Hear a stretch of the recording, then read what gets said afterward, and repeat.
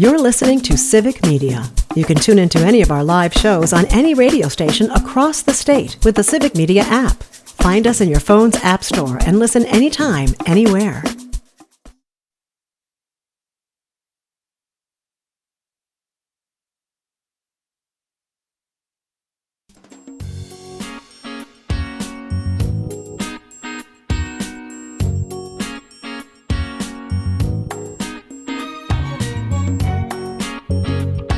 Live across Wisconsin on Civic Media, you're listening to Mornings with Pat Kreitlow, powered by Up North News.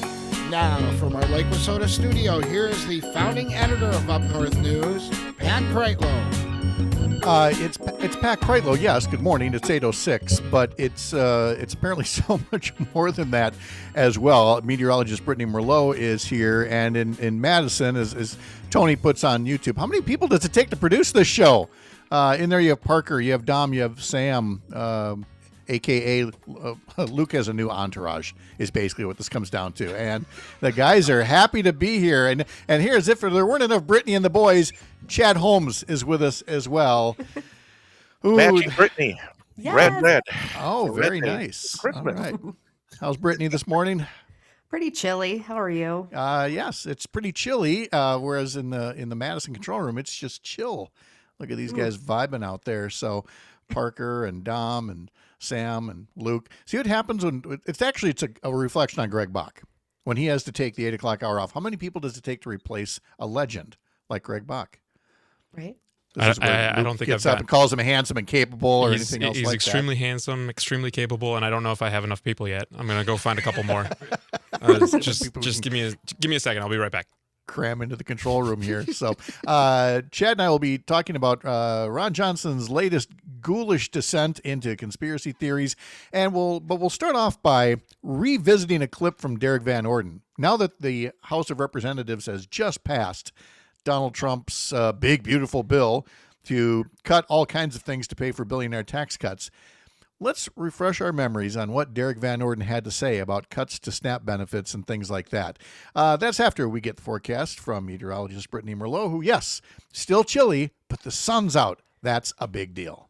It is. Finally, we have been patiently waiting for it. After 2 to 3 inches of rain fell into parts of Wisconsin, we were soaked, drenched, and stuck under those clouds with breezy winds, and now everything is much calmer.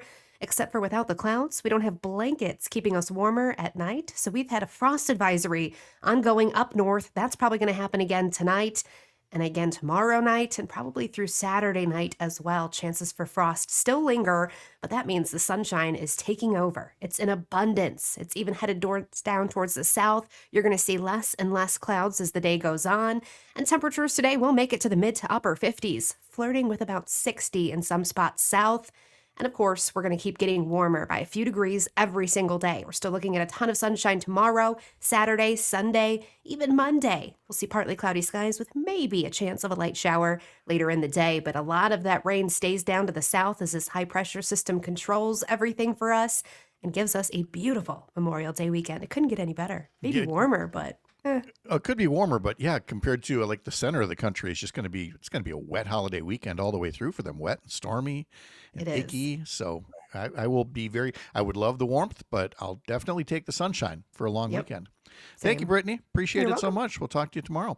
Bye. Chad Holmes is with us from 98.9 WXCO, and we'll talk about a couple of stories he's following. Then Sean O'Malley isn't far away to talk about money and markets. And then Joe Zepecki, one of the candidates for state party chair. We'll talk to him about his race for that position and a reaction to that House bill that passed. But speaking of the House bill that passed, Mr. Holmes, well, first off, how are you? Doing great. All right. Beautiful morning. It is, and you're busy outside covering all the spring sports as well. But let me start with a little piece of tape here, because this was Congressman Derek Van Orden when it was pointed out that the House Republican budget bill, the one they just passed a little over an hour ago, would do tremendous damage to cuts to Medicaid and to SNAP benefits and to things like that. And Derek Van Orden was not hearing any of it. Here he was a couple of weeks back. I want to clear the air, and I'm going to dispel some things. If you're receiving benefits from the federal government lawfully as an American citizen, your benefits are not going to be reduced by a nickel. Okay, I'm going to say it again.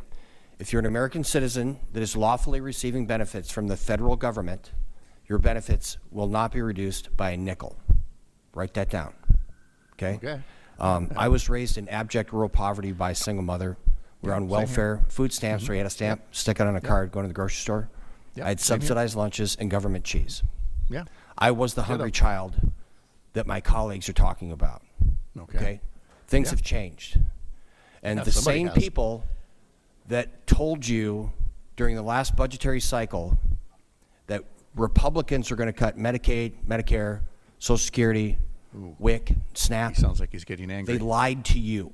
They lied openly to the American public. They're the same people that lied to you and are fear-mongering with hungry children and those most in need in our country. And it's unacceptable and it's despicable. This should be a nonpartisan committee. They're lying. Oh, my. I'm over it. Stop it. Okay. Thank you, Congressman Van Orden. Chad, you remember that sound clip, don't you? Yeah, and it really it makes me angry when I hear the gaslighting that these folks do over and over and over again.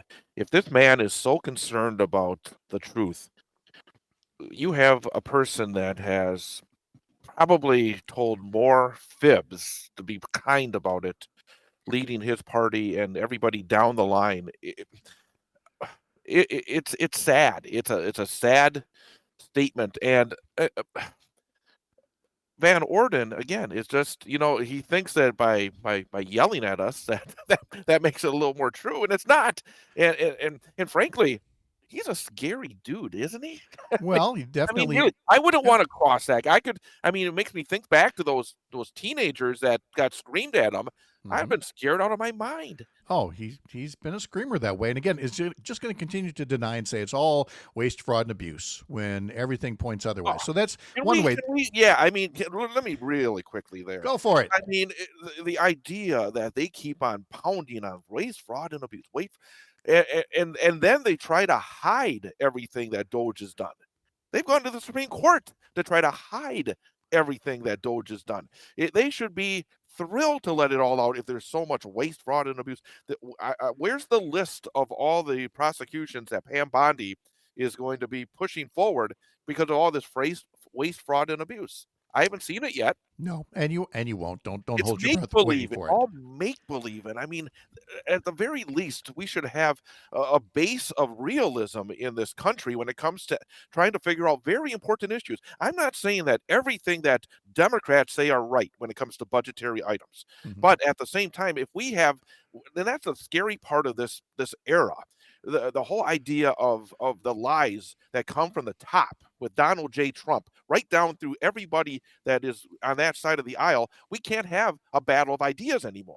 It's that is the scary aspect. The whole democratic system is based on having a battle of ideas and then getting the best ideas to make for the best for the American people. And when you just start with a basis of lies, it's very difficult to get anywhere. And it's frustrating and it makes me angry. It's a way to distract from the actual impact, which we talked about with our guests in the last hour.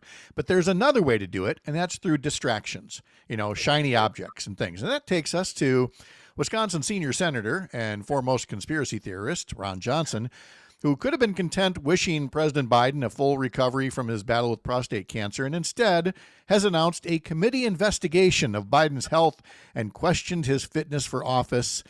Chad, any validity to this, or is it another ghoulish effort to distract from Johnson's work to slash services and fund tax cuts for folks in Johnson's tax bracket and above? Well, that's the whole point.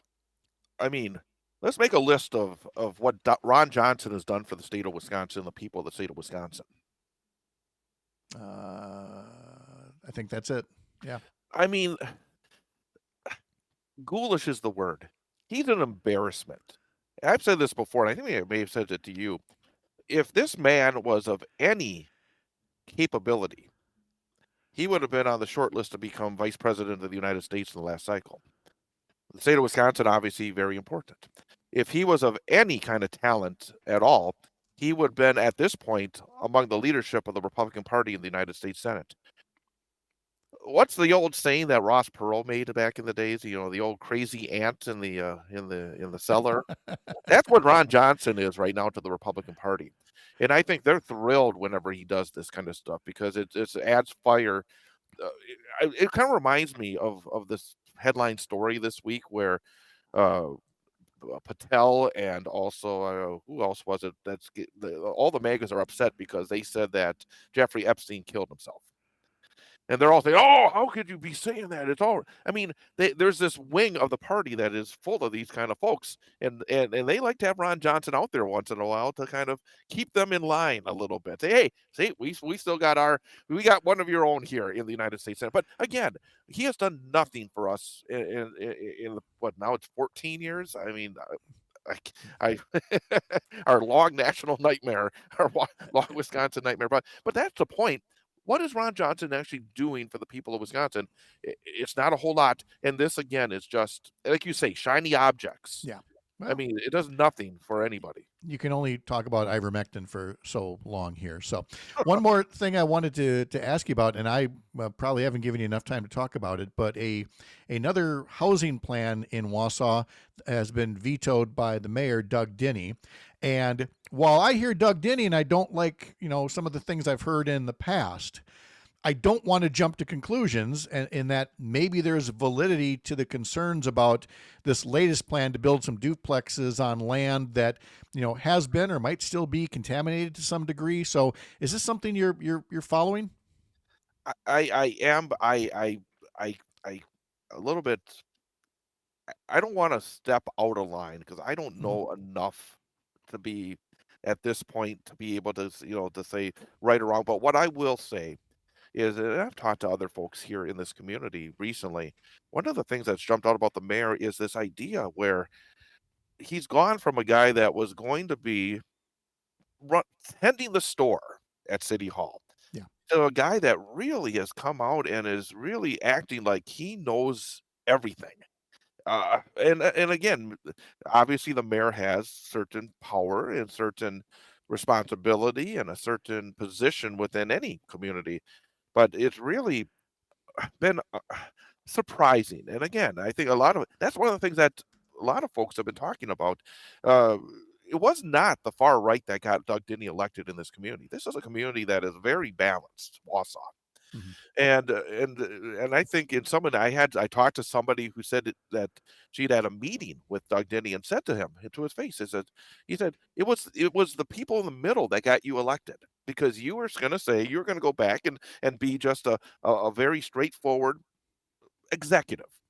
And now he is really stepping out and he is using the veto power. And again, you have a veto power, but he is really not working with the board, with the city council. He is coming out as I know everything. He has a very Trumpian point of view of the executive within this community. And I'm curious to see if that's going to continue because he really has been, I think, a little different than what he was running on. And I think that's causing a lot of confusion for a lot of folks here in Wausau. That somebody runs saying they'll be a centrist when it turns out that people who said they were going to actually be from the far right were correct. You want to see my shocked face? Chad Holmes. You're smarter than I am. I got to say, I mean, he kind of pulled the wool over. And there's a certain talent to that. I'll tell you that much. Again, that reminder, Scott Walker did not campaign on Act 10. It just magically appeared afterwards. That's Chad Holmes, 98.9 WXCO. Thank you, buddy. Talk to you a little later. Thank you too, Pat. Still ahead this hour, Joe Zepecki, as we continue our conversations with the people running for chair of the state Democratic Party. From the heart of America's up north, live from Lake Wissota. Thanks for making this the place to spend part of your mornings. I'm Pat Kreitlow. This is the Civic Media Radio Network. You're listening to Civic Media. Stay up to date on the latest news and information for your local community and Wisconsin by signing up for our free email newsletter. Visit civicmedia.us/email to get started.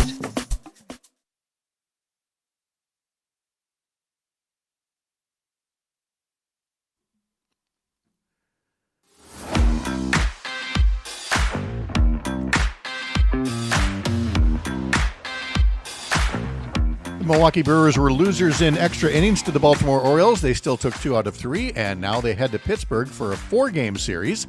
That starts tonight. Pre-game coverage at 5:05 on Civic Media stations in Richland Center, Oshkosh, Racine, Kenosha, Park Falls, and Hayward. Head to civicmedia.us for more. Again, 5:05 for pregame. Brewers against the Pirates tonight, and again, 5:05 tomorrow. The bond markets are looking with some unease over the implication for the national debt under legislation that passed the House of Representatives after a debate that stretched into the wee smalls today. And in the House, on the narrowest of margins, the final vote was 215 to 214 to approve legislation that would steer much more money away from the middle class, away from Medicaid, food assistance, education, clean energy, and run it toward tax cuts. And bond markets looking at the way that this bill would push up the national debt and budget deficits are not really fond of it, looking for a little bit more fiscal discipline. Let's talk to Sean O'Malley, a financial compliance and economics expert, with us now. Sean, how are you today? I'm doing well, Pat. Thanks. Yeah.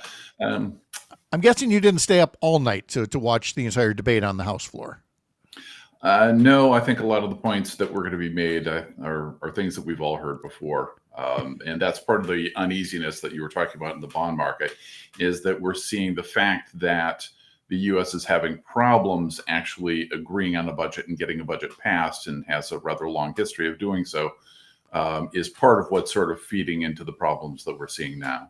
Well, and it's led the major credit rating agencies to reduce their ratings on U.S. government debt. What was that about?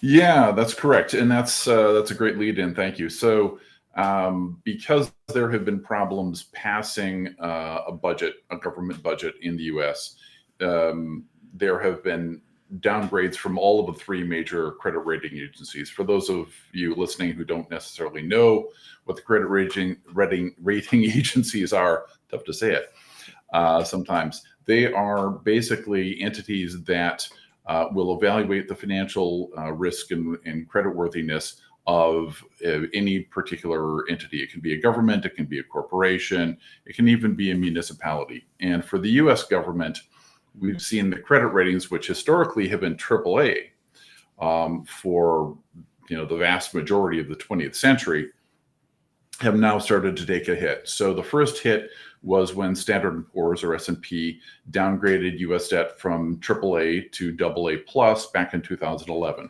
largely because of the budgetary holdup assigned to what was then the Tea Party Republicans. And then in 2023, Fitch also joined S&P, downgrading the U.S. debt from AAA to AA plus, again, largely due to MAGA Republicans. And now, just recently, we've seen Moody's, the third of the 3 big credit rating agencies, downgrade U.S. debt from AAA to AA1. They have a slightly different schema for their credit ratings. But anyway, it's basically a downgrade now across the board. So there is no major credit rating agency that rates U.S. government debt AAA. And even if there were concern, and there is, about government debt as a percentage of gross domestic product, the fact that there's not even the illusion that this new bill with its massive spending is being done for fiscal discipline reasons. This is all going toward tax cuts, predominantly, focused on the highest tax brackets, where, again, the markets see no fiscal discipline here. It's spending cuts without the savings. Correct. And I think what you have to do in this case is we have to look at not what the rhetoric is, not what people are saying, or even economists are saying. Look at what the markets are doing. Actions always speak louder than words. And what we're seeing is that something that we've actually talked about on your show a couple of weeks ago, this whole idea of, people losing faith in the United States because of actions that are sometimes politically motivated. We're seeing a lot of things, we're having issues with our 2 nearest neighbors and closest trading partners. We're increasing tariffs across the board without any necessarily, economic need or strategic purpose behind it. And now we can't pass our own budget. And if we do pass the budget, as you point out, The upper income is going to benefit greatly at the expense of the middle class and the lower income folks. So what we're seeing is the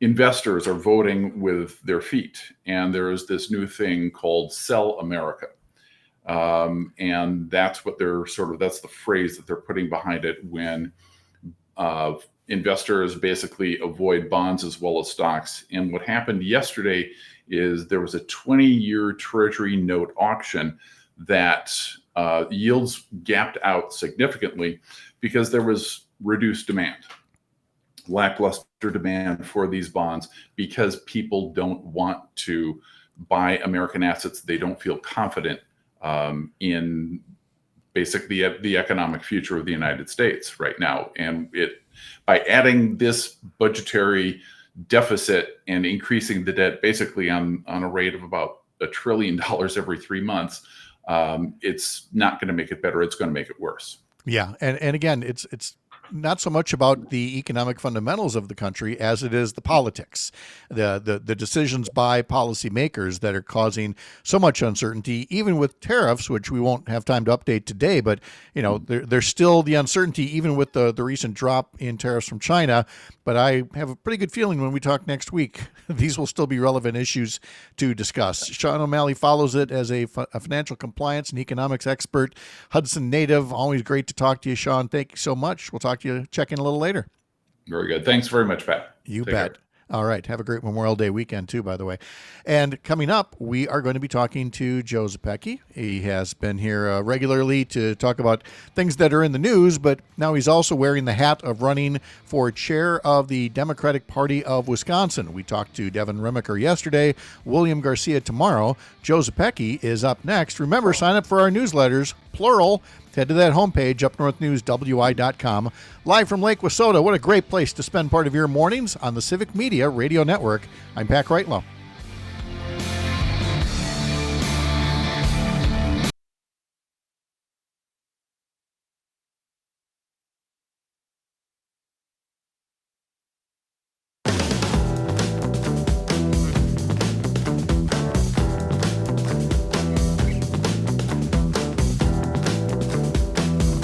Coming up here on the Maggie Dawn Show, we're going to talk about veterans' health and benefits with a guest from the Center for American Progress. Jeremy Janine from Urban Milwaukee will be on the program as well. Todd Alba is on location in Eau Claire. Oh my gosh, Todd Alba is creeping closer. He will have Paul Noonan, sports writer for the Acme Packing Company, on. He'll be talking to, that is for Matt Nair on Air. I didn't scroll properly there. So Paul Noonan is part of Matt Nair on Air. Then Todd Alba is on location, and he will be talking with somebody from the Nature Conservancy about support for conservation in Wisconsin, which I would imagine as well is threatened by the Republican budget plan that passed the House earlier this morning after an all-night session. And that's where we're going to begin things with Joe Zepecki. And then we'll get into his run as one of the three candidates for chair of the Democratic Party of Wisconsin. But with the work that he does with Protect Our Care and with other groups, it's fair to say that Joe's got a thing or two to say about the bill that passed the House and the damage that it could do to people all across Wisconsin. Joe Zepecki, good morning. How are you? I'm okay. How are you doing? Good to see your face. We missed you last week. Well, thank you. It was great to get away. It is really great to be back. It's nice to have the sun out again. And we saw the note this morning that Georgia Senator Raphael Warnock is going to be the keynote speaker at the state Democratic Convention next month in Wisconsin Dells. Good get? Oh, tremendous get. One of the most compelling and dynamic leaders within our party. You don't have to be religious to know that when you are listening to Rev Warnock, you are going to church. And so anybody who is not already signed up to attend the Wisconsin State Convention for the Democratic Party in the Wisconsin Dells on June 14th and 15th, don't miss out. You can still get your tickets, and you can still get a little bit of preaching in your soul. It'll be good for all of us. And I don't doubt he's going to have some things to say about where they are in the federal budget process, which I hasten to add is far from a done deal. It now goes to the Senate, where Republicans there are not necessarily in alignment with Republicans in the House. But regardless, Joe, the final product probably isn't going to be great for a lot of folks in Wisconsin. But let's start with what we know, and that's what passed the House early this morning. And just how bad could this thing be? I want to start by quoting the distinguished gentleman from, where is Tom Massey from? Kentucky? Thomas Massey last night on the floor said the following about this monstrosity. Quote, "We are not rearranging deck chairs on the Titanic. We are putting coal in the boiler and setting a course for the iceberg.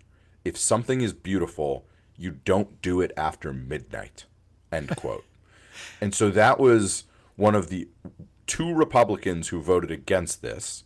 There were other Republicans who took what is sure to go down in the annals of this country's history as profile and courage moments where they voted present, which made it a 215 to 214 vote, which means that every single Republican member of Congress was the deciding vote for legislation that will make healthcare more expensive, make your energy bill more expensive, explode the debt, make it harder for people with low incomes to feed their families, also Elon Musk can get another tax cut. And that is, you can't argue with any of that. And Republicans know it. And so I will stop pounding on them and congratulate Hakeem Jeffries on becoming the first African American in history to serve as Speaker of the House. Because there is a reckoning coming in this country next fall, and that is that Republicans are going to be wiped out. Derek Van Orden, Brian Stile, heck, Fitzgerald and Grothman are all on notice because they passed the deciding vote for this monstrosity of a bill. It seems, though, as I look at the statement that just came down from Derek Van Orden, that there's still this feeling like the only people they work for are the people who voted for Donald Trump. The Van Orden statement says, "This bill takes great strides in fulfilling the mandate that was given to President Trump by 77 million Americans. Without this bill, Wisconsinites would have seen a 25% tax hike. As the Democrats spend time fear-mongering with lies that this bill will cut benefits, Republicans got the job done by delivering tax savings and benefit protections for the American people." Near as I can tell, Joe, the only fact in that entire statement was that President Trump did get 77 million votes. There was one other fact. Derek Van Orden is a member of Congress for now. I'm sure it said, said Representative Derek Van Orden. And we can come back to DVO in a second, but he's lying. He's lying, and lying. He said he would not vote to cut food stamps. He said he would not vote to cut Medicaid. CBO scores, that's the nonpartisan Congressional Budget Office, have laid out the facts that millions of Americans will lose health care, that this bill is an incredible redistribution of income in this country, where those at the bottom will be hit the hardest and have a harder time getting by, and those at the very top, the Mark Zuckerbergs and the Elon Musks and the Jeff Bezos of the world, will get extraordinary benefits. So I guess my question is, what the hell is populist about any of that? About redistributing wealth from the working poor, from working families, from people working their tail off to get into the middle class, just so Elon Musk and Mark Zuckerberg can buy, another Hawaiian island, another mega yacht. This is madness. And it is not what people who voted for Donald Trump voted for. Maybe some of them, maybe those uber rich. But I'm here to tell you, man, if this thing becomes law, which is not a guarantee because we've got the Senate to go, and then we've probably got a conference committee between the Senate and the House if the Senate doesn't pass exactly the same version. But if this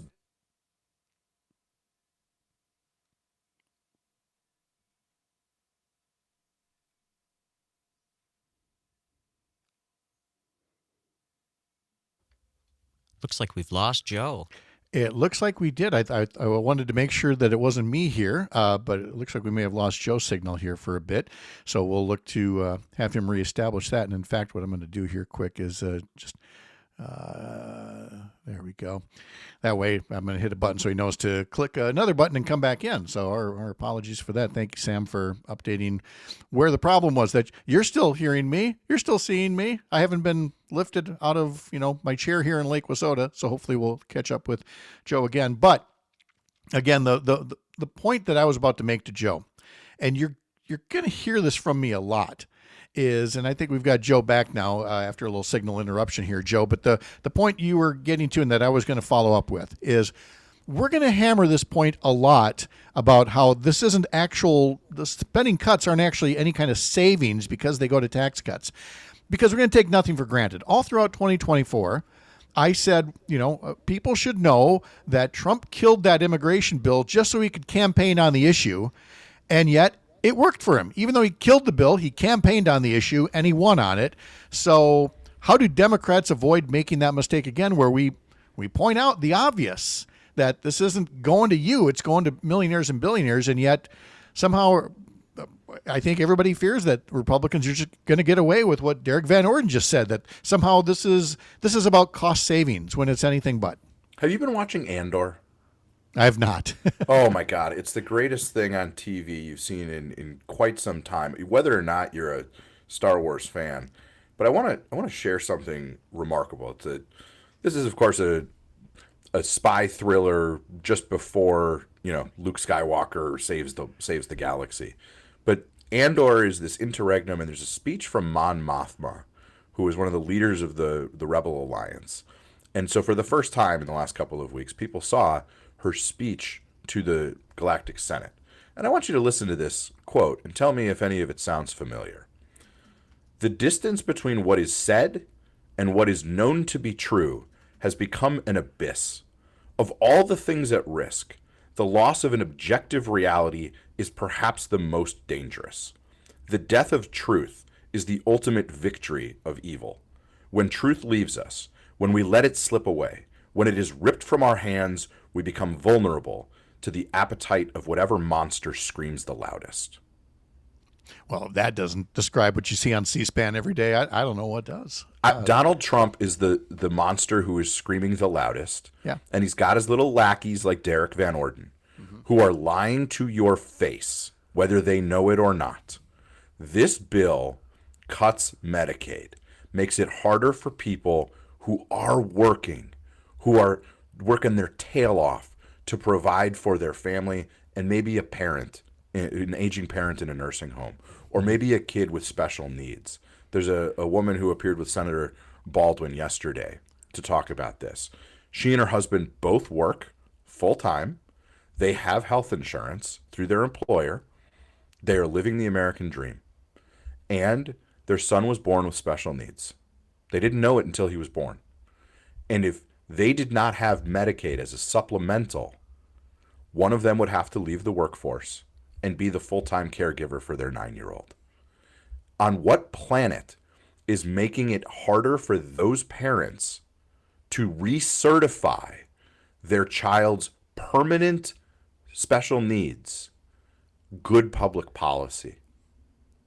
There's no explanation for why they should have to go twice a year instead of once a year when there is no growing out of the challenges that this young man faces. No. But and so when we talk about CBO saying between 10 and 20 million Americans could lose access to health care, that's not rooting out fraud, waste, and abuse. That's making your and my health care cost more.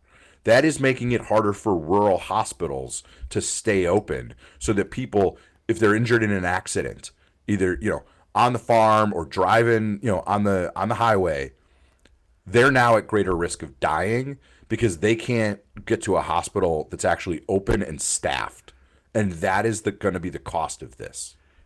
I got just over a minute before we have to take a break here, so I have to ask you where you are in the campaign for state Democratic Party chair. We had all the conventional or congressional district conventions.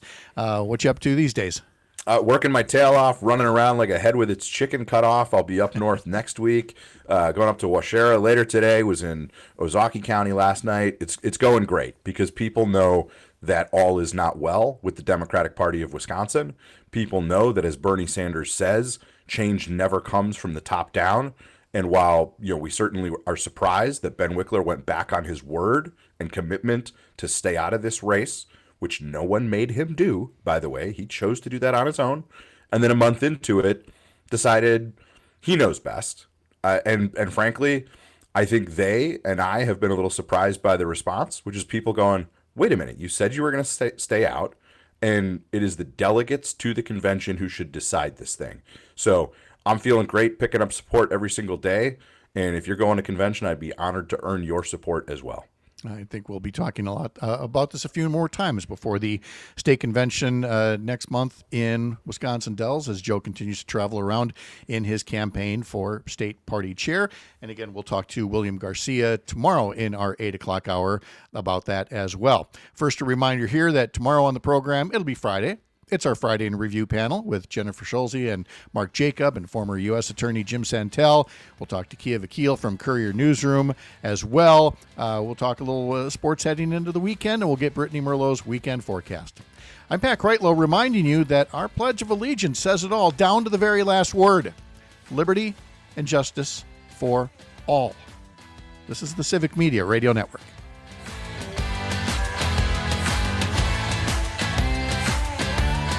You're listening to Civic Media. Find the latest news, information, and archives of all your favorite shows on the Civic Media website, civicmedia.us.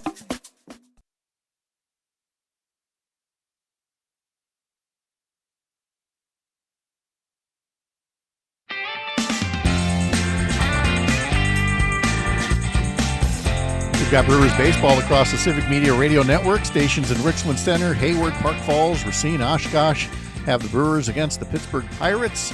4-game series in Pittsburgh. Pre-game coverage begins at 5:05 this evening and again tomorrow, and then a couple of games over the weekend as well. Would you like to win some free tickets to see the Brewers play at American Family Field? Just be listening to your favorite Civic Media shows on Fridays throughout the baseball season.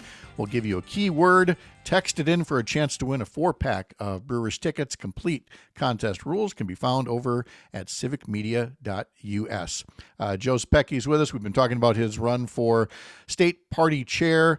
And before we get back to that, I did want to ask you about one development during the week here, and that is Appeals Court Judge Chris Taylor, a former state legislator, announcing that she'll be running for Wisconsin Supreme Court. Most likely, conservative Justice Rebecca Bradley will be running for re-election as well.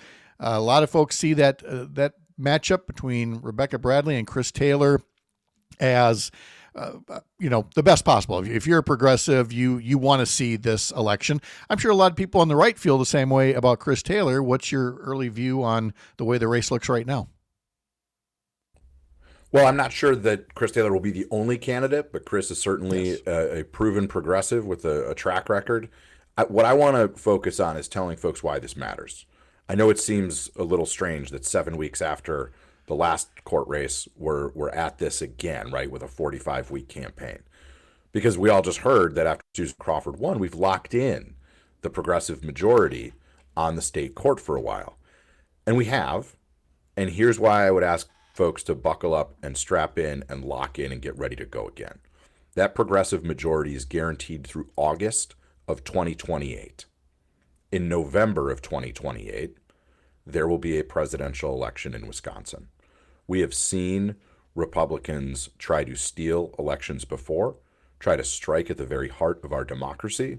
And if you care about that, if you care about the will of the people being reflected through elections, we need you to saddle up and ride one more time to ensure that progressives control the Wisconsin State Supreme Court through the next presidential election. So buckle up, folks. We got to do this all over again.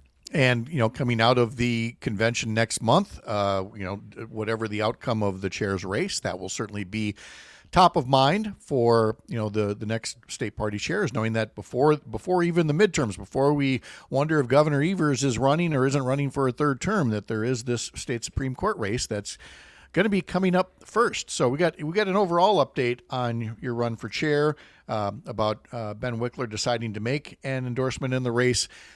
You've been making these tours around the state, and I've asked you all three of you, the same kind of don't let yourself be boxed in question. Devin Remiker as the party insider or the Madison person. And like he said yesterday, he's actually from the La Crosse area and he's worked around the state. I'm sure William Garcia tomorrow will say, don't just think of me as the outstate candidate from La Crosse. I've done, a whole lot and know a lot about the party. So likewise, we have to ask the question again. Joe Zepecki's the guy in Milwaukee. He's from outside the party.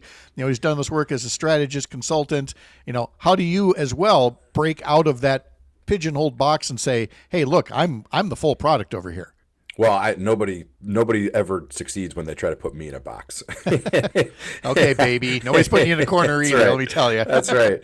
No, I think our differences as candidates are most clearly visible when you look at the totality of our experience. There's only one candidate out of the three of us who has worked in other states, and that's me. I've worked on the ground in places like Nebraska and Iowa and Nevada. There's only one candidate who has worked nationally, in the headquarters of a federal agency managing 30 staff, 26 of whom are career federal civil servants, and then across 68 district offices around the country at the U.S. Small Business Administration for President Barack Obama. Devin and William are great Democrats and good friends, and their experience is not equivalent in terms of what I have done and the experience that I will bring to bear on this. And so that's the case I'm making to delegates, is that, talk is cheap and easy, and what actually matters is making change. Making change is really hard. And listen, if folks think that everything is A-OK and hunky-dory within the Democratic Party, there's a candidate in this race who is, whose message is stay the course and who comes from inside the party. I don't think that is how Democrats are feeling. And if I thought that the right approach to curing what ails our party was to have the same people in the same positions of leadership, in the same rooms, I wouldn't be doing this, right? Because if that's what the appetite for Democrats was, then I would have said, okay, then those candidates, that candidate's in the race. But I don't think that's what people want, and that's what I'm continuing to hear around the state. Well, and that's where I don't mean to take it in a negative direction, but I'm going to wrap up by asking this. When you talk to people, what, among party members, what is their top fear or worry or concern about switching chairs, and what do you tell them? What are their concerns? Well, I don't think there is any concern, right? I mean, everyone is worried about the ability to sustain the fundraising challenge, but none of us know whether we'll be able to raise money like Ben Wickler until we're in the chair. But what people are asking is, and concerned about, is a top-down approach, a one-size approach, fits all, that doesn't work for county parties, right? And so that is a real frustration among the grassroots of our party, and real challenges with how it comes to communicating our messages and our values, right? Our brand is busted. The communications aren't landing. People know that we need to be better and do better. And the more I talk about the ways in which we can do that, the more support I'm getting. And that's the case that I'm going to continue to make, which is we have to make changes. Listen, if it ain't broke, don't fix it. And there's things within the party that are going well and going strong, but there's also a ton of work to do. We've lost 2 out of the last 3 presidential elections. Ron Johnson is still our United States Senator. So we've got work to do. And if you're listening to this and you agree with me, come on board. We'd love to have your support. Joe Zepecki, thanks as always. Safe travels to you. Talk again soon. Thanks, Pat. All right. Hey, tomorrow, again, Kia Vakil, Jim Santelli, Jennifer Schulze, Mark Jacob. Coming up next, Matt Nair on Air. My thanks to today's guests, Joe Zepecki, Sean O'Malley, Chad Holmes, Zab Martinez, and Michelle Velasquez. I'm Pat Kreitlow, founding. The national news cycle never stops, but it can be hard to find news about your local community. Civic Media is dedicated to providing quality local and state news coverage across Wisconsin. With the Civic Media app, you can get notifications about local stories that matter to you and your community. Find the free Civic Media app in your phone's app store and choose notifications from the menu to tell us what kind of news you want to hear about.